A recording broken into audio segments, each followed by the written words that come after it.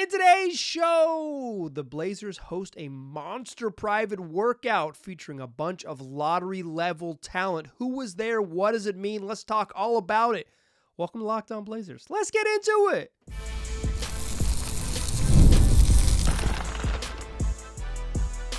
You are Locked On Trailblazers, your daily Portland Trailblazers podcast, part of the Locked On Podcast Network. Your team every day.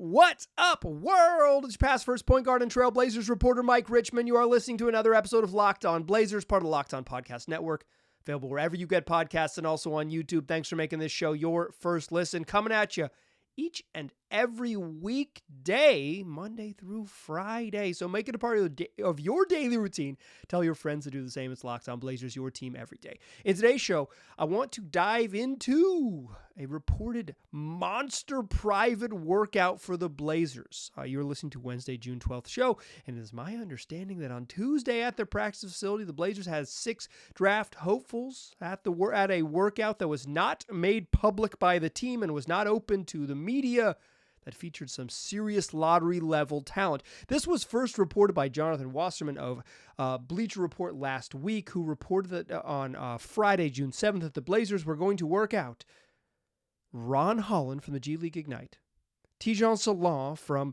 Cholet in France, Ryan Dunn from Virginia, Zach Edey of Purdue, Eva Misi of Baylor, and Keyshawn George of Miami. Now, Holland is likely to be a lottery pick, or a top 15, top 17 type of pick. He's maybe falling down boards, but he's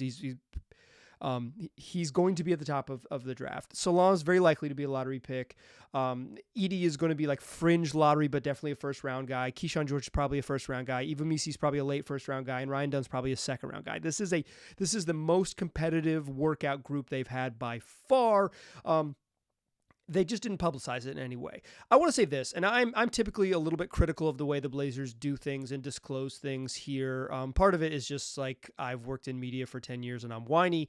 And then the other part of it is like I think sometimes they make some missteps, and I don't know. I feel compelled to call them out when they do things that are poorly managed. But broadly speaking, like compared to the rest of the league, I think the Blazers are about as open with workouts that they are able to be open with as any team in the league. They post who's going to be there. Now, it used to be way different. Like when I first did this way back in the day, I believe the first ever draft workout I covered in person was in the summer of 2010, leading up to the 2010 draft.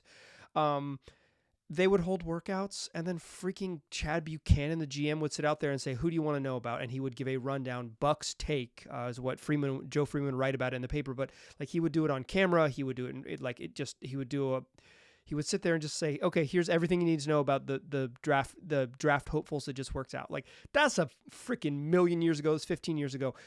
Things done changed. It's not that anymore by any means. Now they announce, say, "Hey, tomorrow's going to be a workouts," and then day of they'll say, "Hey, these are the folks that are working out for us." But the Blazers are public with who works out.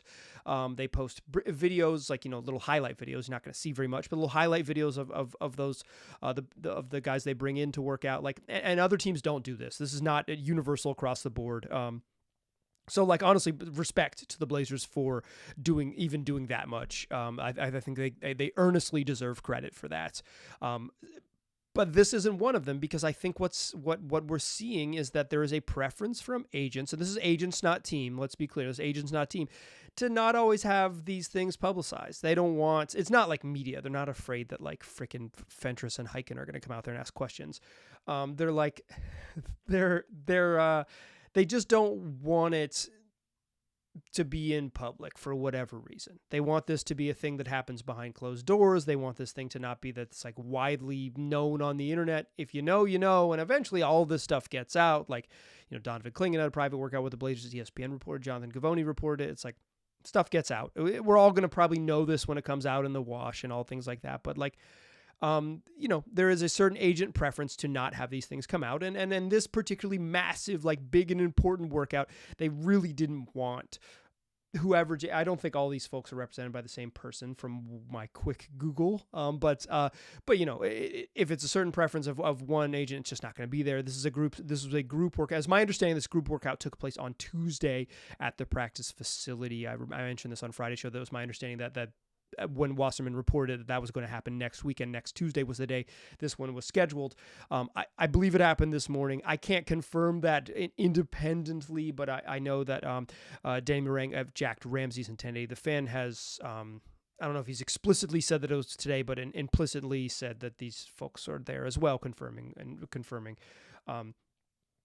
He's implied that Wasserman's report was indeed true. Let's take it at face value. A couple different reporters have said that it's going to happen. This is a big one. This is not a small one. There's been some small ones, right? Where it's like, oh, cool, Jared McCain and some second rounders. This is like Holland, who could be run Holland's range. We'll start with Holland. Then I want to talk Salaun and Zach Edey in the second segment. Then we'll close with George and Misi and Ryan Dunn. Ron Holland is a really fascinating draft prospect to me. Not because I think. Because I'll say this too, like during draft season, I think there's a lot of stolen valor. I'm going to offer here and will offer throughout draft season, or what is like relatively low information opinions. I think a lot of people become draft experts this time of year by watching YouTube and pretending that they've really poured over the film. And I don't like faking the funk on here. I'll be honest. I am developing strong opinions about draft prospects, but I don't have like a deep breadth of knowledge. But Holland really fascinates me. I saw him in person once, and he had a big scoring game, but like he shot some bricks from three. The jumper looked terrible. And like he was probably the best player in the gym, but he wasn't so good that it was like, oh yeah, that's like a first round talent playing against a bunch of G Leaguers. It was like, yeah, he's clearly the best player on that team. But he's interesting. I think some people who do this have him as high on their like draft professionals, people who do this as for a living or for year round, like they have him as high as 2. I've seen him in a couple places, but as like a top 5 level talent. But there's been some reporting that Holland is maybe even going to work out in Miami and in LA, which have like 15 and 17 in the pick that's the Lakers. LA, like it's like. So he might like be coming to terms with the idea that he not only will slip out of the lottery, but could be like down in the low teens. Obviously, you can work out there with like the understanding that teams can trade up, but like, how are the Lakers going to trade up? It doesn't make that. It's like you kind of work out for your range, and if his people are saying, hey, your range is a little deeper, they're getting that feedback. So he's like someone in this draft, and I think he's a great microcosm for the draft itself. That he could go like 3 to 19 or something in there. He has an incredibly wide range. I think mostly in most mocks you see him towards the back half of the lottery. He's intriguing, right? Like he's really good in transition. He's a good, he has the physical tools and maybe a developing handle to get himself to the rim in the half court. Like he's a good downhill attacker. He's not a really high level passer. And the problem is that he can't shoot. I don't think every good player needs to be able to shoot 3-pointers. I don't think that's true. But NBA teams are going to shoot between 30 and 40 3-pointers every night because that's the way the league works. So you can have good players who don't, but you can't fill a team with guys who don't really shoot threes. I don't think Holland is a particularly good fit next to Scoot Henderson. Shaedon Sharpe, we'll see what he becomes, but he doesn't seem like early in his career, I bomb away from 3 type of guy. He's a 3-level scorer who likes to take some mid-range pull-ups. Like Holland seems like a somewhat awkward fit with their immediate core, and his lack of like, if he has an on-ball guy to be the best version of himself, that seems like a particularly bad pairing next to Scoot, because if he's an on-ball guy that doesn't have pull-up game, and I think that's the problem, is that he's like, he doesn't have, it's not even that he doesn't shoot threes. He doesn't shoot well off the mid-range. He makes some bad decisions getting into, driving into the paint, making some bad decisions. All of that can change. Like he's going to be 18 on draft night, right? He's really young. He's got the athletic profile to be an NBA player. I wouldn't be surprised if he's an effective NBA player. I wouldn't be surprised if he is a hyper athletic role player. He plays really hard. He might be a very, very good defender in the league. The offense just might not ever get there because he might not have enough playmaking, enough shooting to open up his actual skills on offense, which is driving to the rim. I think he is specifically a bad fit with Portland. I'm not sure he's a bad fit with everyone, right? Like on other teams, he might make total sense. On a team like, say, Oklahoma City, which has a ton of shooting and a ton of space, and they play 5 outs with a spacing center. Is a Ron Holland type, a slasher, really dogged defender, actually an interesting proposition for a team like them? Not other teams that have spacers at that spot. Like, I don't think he's an ideal fit with Memphis, but I can see a world in which he is a flyer type that they take him there. I think there's a world in which he's useful for San Antonio because of the defense and the driving ability when you have a stretchy 5 like Wemby to make it happen, or at least like an interesting floor spacer like Wemby to make the open up the middle of the paint. Like, he doesn't have to shoot threes, but his teammates probably do in order to get the most out of. And the Blazers don't really they don't profile as that as it currently stands. Throw in DeAndre Ayton as another player sort of clogging the middle of the lane for the Blazers. Holland doesn't seem like a great fit, but he's an interesting prospect. And at one point he was like a surefire top 5 guy. He's just fallen out of favor. I wonder in these settings what he looks like. Is Ron Holland like the really high dog in him per 36, someone who just goes incredibly hard in these 3-on-3 workouts? I don't think they play a ton of just straight up threes from the little bit I've typically seen of these things, but I bet they play a little bit of straight up 3-on-3 to like see guys in game settings. I bet you do some skill work, and I bet you play some simulated, either ones or 2-on-2 or 3-on-3, like simulated. Hey, you're allowed to take 3 dribbles. You have to make a pass, like that type of sort of simulated games, as opposed to like just a unorganized game of threes for a couple hours and like, yep, that's the workout. See you later. I imagine it's a little more organized in the NBA setting. Holland is interesting to me. Fascinating even, because I think he speaks to this whole draft class, right? He has some tools. He has clear talent, but he has enough flaws that he has a very wide draft range, and that while he could go, I literally think Ron Holland could go 3 in this draft, but I also wouldn't be surprised if Ron Holland is out of the lottery. And I think that speaks to this sort of range of this draft class. It also speaks to the other sort of the flatness of everyone else in that same range, is that Holland is not clearly better or clearly worse than anyone in that range, and there's a wide folks that fit that bill. Let's talk about 2 of them, Zach Edey and Tidjane Salaun, in the second segment. Join me there, won't ya? First, though, I want to tell you that today's episode is brought to you by BetterHelp. Look, we're all carrying around different stressors, whether they're big or small, and if we keep them bottled up, it can affect us negatively. If you don't have a outlet to get things off your chest, a neutral third party to talk to about whatever those stressors are, and major traumas, or just the daily bumps and bruises of everyday life, if you don't have a place to talk about that and figure out how to work through whatever's weighing you down, it can be really tough. So therapy can be a solution to help you develop the tools to be the best version of yourself and to work through whatever that is, big or small, that you are dealing with. So if you're thinking about starting therapy, why not give BetterHelp a try? It's entirely online. It's designed to be convenient, flexible, and suited to your schedule. Just fill out a brief questionnaire. You get matched to a licensed therapist, and then you can switch therapists at any time for no additional charge. Get it off your chest with BetterHelp. Visit BetterHelp.com/LockedOnNBA today to get 10% off your first month. That's BetterHelp, HELP.com/LockedOnNBA.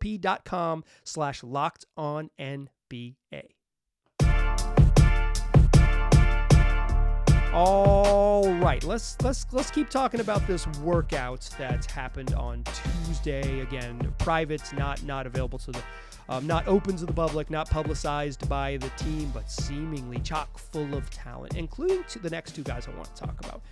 Zach Edey, a guy who is all production and undeniably massive production, coupled with Tidjane Salaun, a guy who's mostly projection. You're projecting that he has the tools and the physical frame to be something, because mostly he hasn't been someone who's been hyper productive. Let's start with Salaun. He's someone who, back when I first started doing this in, I don't know, March, I guess, probably, when I would do my little tankathon spins, I was like, from what I understand, doing like very preliminary research, he seems like a great fit at 14. He's climbed up.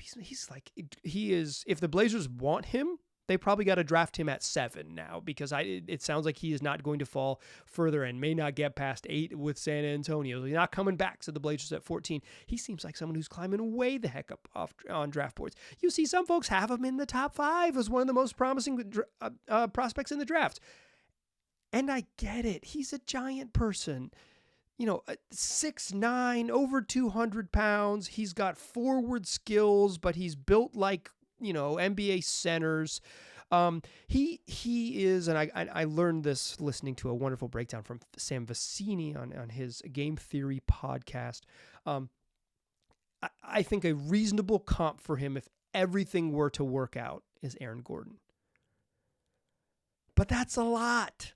Even to get to Aaron Gordon, that's a lot. It's a lot, because and I think Gordon is why I think Gordon is an interesting comp, because when Gordon was played for the Orlando Magic and he was kind of needed to be like a primary creator and the engine of an offense, he looked bad, right? He looked at, it's like, oh, he's incapable of this, and it made him look worse than he was. And then he gets into a position where he's like the 4th option on offense, but he just gets to play hard, use his athleticism, and like defend, slash to the rim, and like occasionally have nights where he shoots well. He looks freaking incredible. Salaun does not have the Aaron Gordon freaky deaky slam dunk athleticism, but he is a dude who plays very hard, like really high motor, reportedly. And I watched a little bit of one of his games on YouTube. Like, dude gets after it on defense. He's competitive. Switch, pick up the next guy, flip your hips, and recover when you get beat. Like he gets after it, right? Like he plays hard.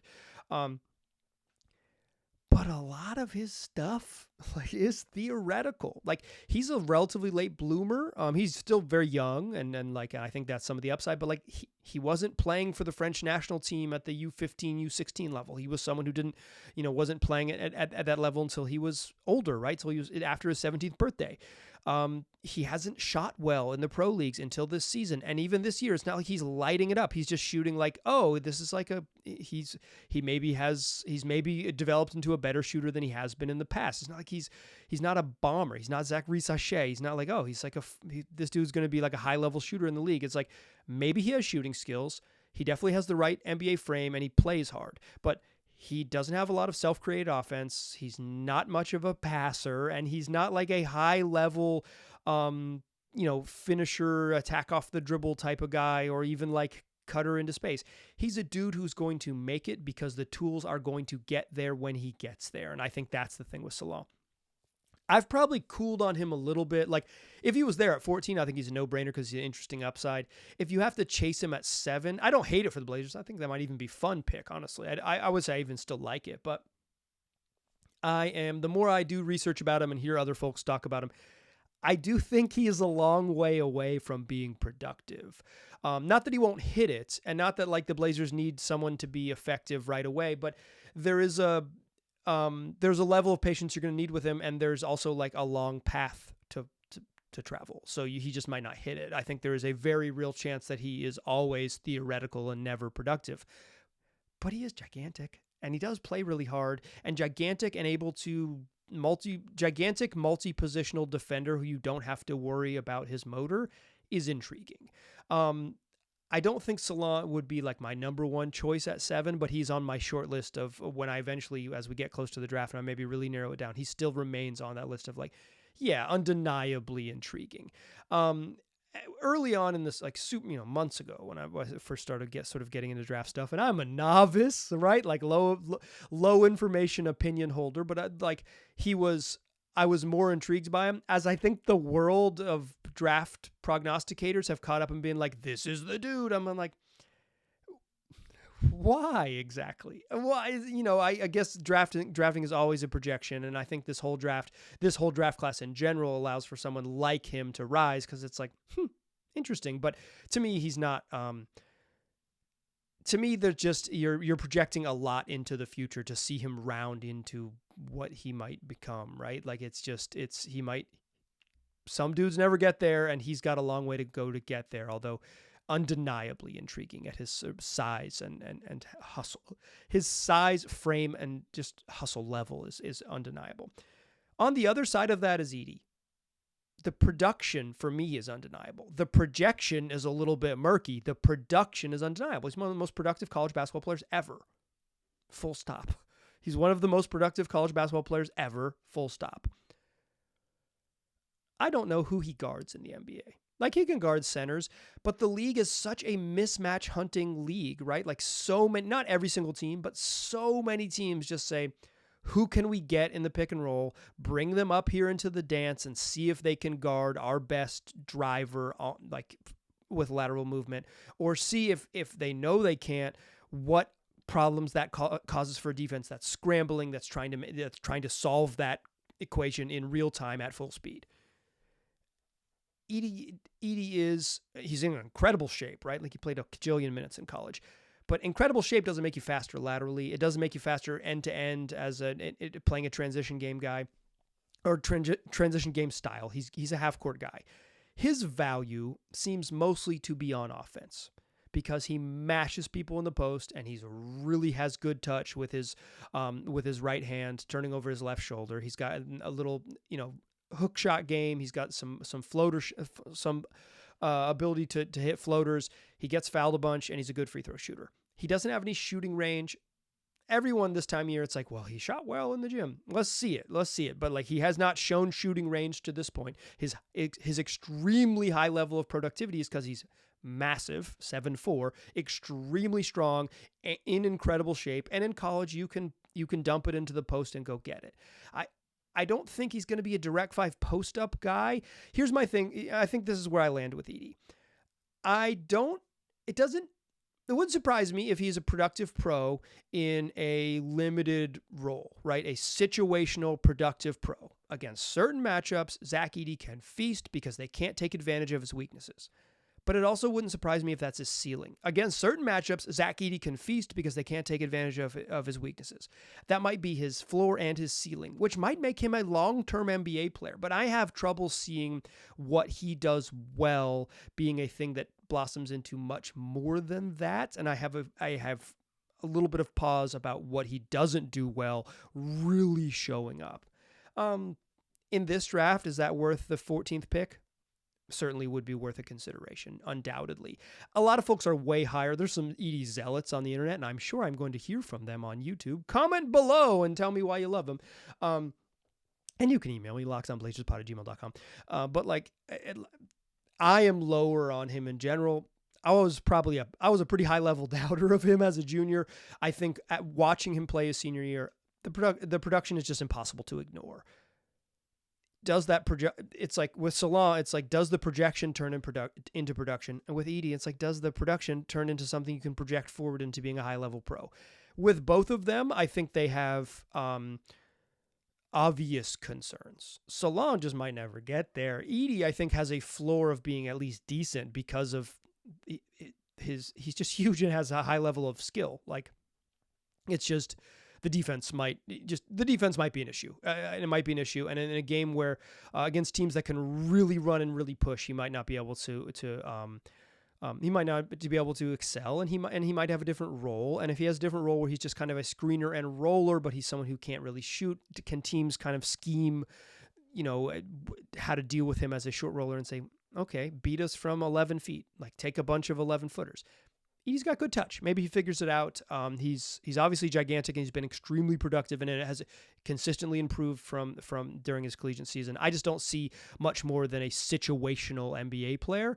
But like, when you're in the draft, particularly in like the late, out of the top 5, a guy who can play a little bit for a long time in the league is like a legitimately useful outcome for players. And so the calculation when you get to like 14, where the Blazers have a second lottery pick, really changes for Edey.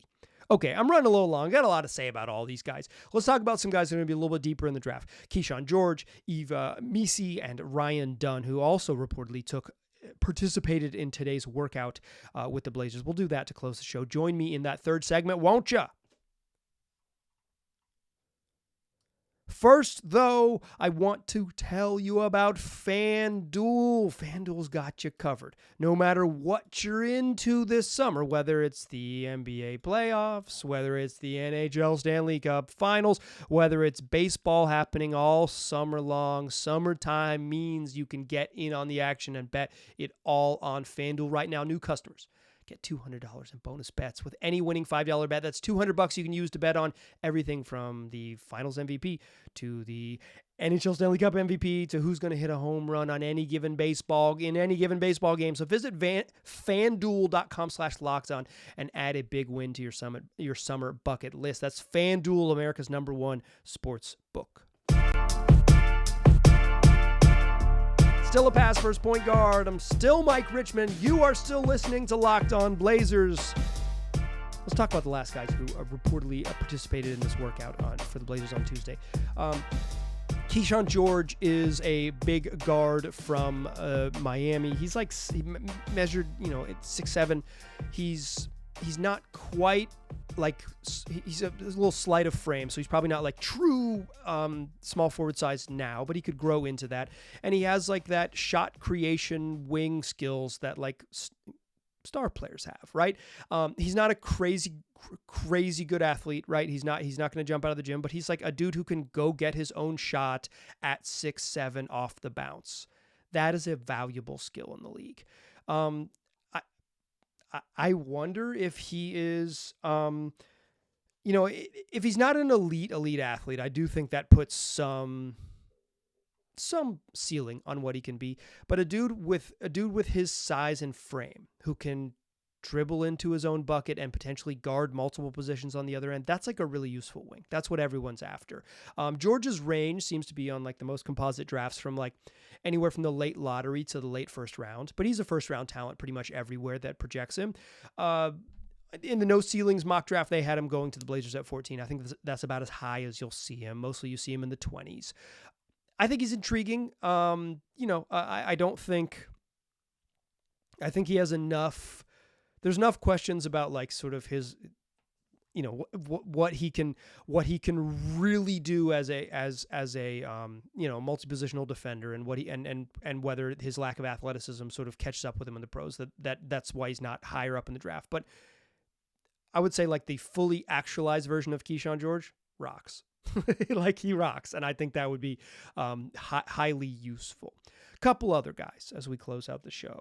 George is like, for me, he wouldn't be at the top of my wish list for the Blazers at 14, but I totally understand the appeal for him. I totally understand the appeal. And if he drops to the second round, immediately, no question, no hesitation, 34. And if the Blazers are, if they want to package picks and trade up, he would be an intriguing target because he does, they have a bunch of wings who defend. They don't have a bunch of wings who can go get a bucket. So a wing who could go get a bucket is a really intriguing fit. Imagine like the wing pairing where you have somebody like Jabari Walker or Toumani Camara playing like a smaller but versatile multi-positional defense power forward, and then like another guy out on the court who can dribble and go get a bucket next to Scoot and Shaden. That's interesting. Obviously, like Anthony Simon's still on the roster, Jeremy Grant's still on the roster as we speak today, but I'm projecting down the line a little bit. Eva Misi was someone who, if you were a long-time listener to the program, you remember that he was a target of mine that I thought at 14 would be intriguing. The more I do research on him, I'm less enamored. Like a he's pretty much limited to being a rim running big. He's maybe not, he didn't measure great at the combine. He's not an elite shot blocker, and he's not a playmaker. The sort of like direct post up world of the NBA is not dead, but it is limited to few folks. So the fact that he doesn't have that part of his game doesn't matter. It's just like, if you're going to be a rim running big, you probably also need to be able to do like dribble handoff stuff, because you need to have some variety you can't just like set a screen and roll every time. You need to have some variety of how you get into it. And if he doesn't have that part of his game, he doesn't develop that part of his game, then that limits what he can be. And I think the lack of passing and the lack of just like, he doesn't have elite length, and length matters. And like, he's big, like he's center size, but he's not like, he's not this massive center with crazy long arms who's blocked a ton of shots. He's a dude who is a good, intriguing athlete, maybe has some ability to guard a little bit in space, but is mostly like a drop big in the pros, and I think that's fine. But he's not like an elite shot blocker. I think he'll probably end up going later in the first round. I liked him at 14 previous. I think I've soured on, not soured, I've cooled on him a little bit is probably the right term. I don't think he'll be there at 34, but maybe he crushed it and was really good against Edey in the workout, and then the Blazers will learn that story at some point. It's like that. Well, he came in against Zach Edey and dominated, and he like really changed everyone's opinion. But for me, like, I think he has a relatively limited role. I think relatively limited role for like centers in the league is very normal. There's not a lot of centers who have massive roles in the league. It's just kind of the way it works. You defend, you set screens, you run, you have some creativity with your passing. And some centers shoot. And if you don't check enough of those boxes, you end up in your role and your ask what your role might be gets really limited. And if you have a really limited role, maybe that's not something you chase in the lottery.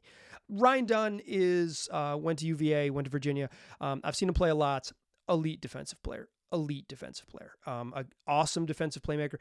He at the college level, he was kind of like a big. I know people talk about him as like a perimeter defender, but in college, and I've seen him play many times, he's kind of like he was a shot blocker. He's a back line defender. Like he's an interior defensive presence mostly. You'll see him highlights where he gets steals and stuff like that. But like I would say if you just like in the non-highlights, like actually watching him play games, like I would say the way he was most impactful as a collegiate player was an interior defensive force. He's awesome at it. Even at his size, he's awesome at it. He's kind of like, 6'8", 6'9", but like an awesome interior defender. The problem is he doesn't do anything on offense. And by the end of his college career, he knew that he didn't do anything on offense, so he stopped doing anything. He stopped shooting. He just didn't shoot. And he didn't, and he became a total zero on the offensive end. And that worries me a little bit. Obviously guys grow and get better. And if you have the tools to be like, one of the best defensive players in the draft class, maybe the best defensive player, period, in the draft class. Although I think like centers are more impactful. Like I'm gonna guess Alex Sarr and Klingon are both like significantly more impactful defenders at the next level than Ryan Dunn. But maybe defensive versatility he'll offer that. And if he does that, that's a worthy skill to say, okay. That's, maybe we can find something more. And I will say that kind of fits the type of player that the Blazers have drafted, right? I think Toumani Camara kind of fits that. To some extent, Jabari Walker, but not in the same way, kind of fits that.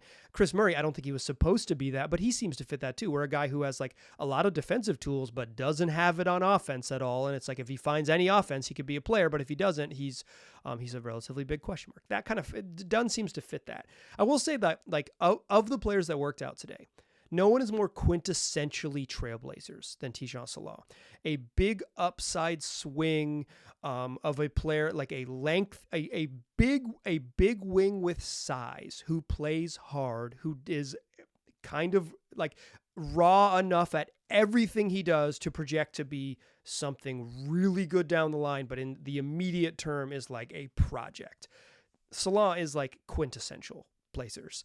Dunn is more of like the type that they have also drafted. I think he kind of fits that Chris Murray, Toumani Camara archetype that they have been interested in. This is a pretty fun workout. I'm not sure we'll see another one this good anywhere else in the league. And we may never hear about this one because it was kept under wraps. But I think 6 intriguing players, probably 5 names that will go in the first round of the draft, and Dunn, who could go in the first round, but likely go early second rounds and could be a target for the Blazers at 34 or 40. It's a fun one. This is a legitimately fun one. Speaking of fun ones, let's do this again tomorrow. 5 days a week, wherever you get podcasts, and also on YouTube, free on all platforms. Tell your friends about the program, and then come back for tomorrow's show. I appreciate you listening. I'll talk to you soon.